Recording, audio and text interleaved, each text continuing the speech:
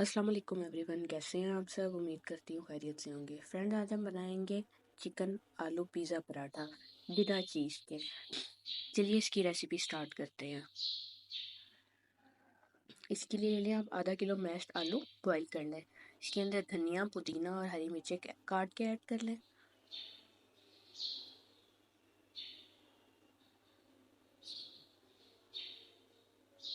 ये मैंने chicken boil किया था, उसकी थोड़ी सी यखनी थी, वो ऐड कर दी। लाल मिर्च पाउडर, काली मिर्च पाउडर, सूखा धनिया पाउडर एंड नमक टू टेस्ट। ये सब चीज़ें इसमें मिक्स करके अच्छे तरीके से इसका पेस्ट सा बना लें। अब आप छोटे छोटे से 2 पेड़े ले लें आटे के, उसके अंदर ये मिक्सचर रखें, अच्छे तरीके से उसको फैला लें और उसके ऊपर थोड़ा सा दही डाल दें। दही से ये होगा, आपको टेस्ट बहुत ज़्यादा सॉफ्ट एंड जूसी मिलेगा इसका। एंड रेशियो करके चिकन ऐड कर दें ऊपर। मैंने ये चिकन नमक डाल के बॉईल कर लिया था। इसके ऊपर दूसरी जो आपने रोटी बेली हुई थी वो इसके ऊपर रख दें और इसको पराठे की तरह फुल सेक लें और बाद में इसको स्लाइसिस में काट लें। आप इसको केचप, दही या मायोनीज किसी चीज़ के साथ भी सर्व कर सकते हैं।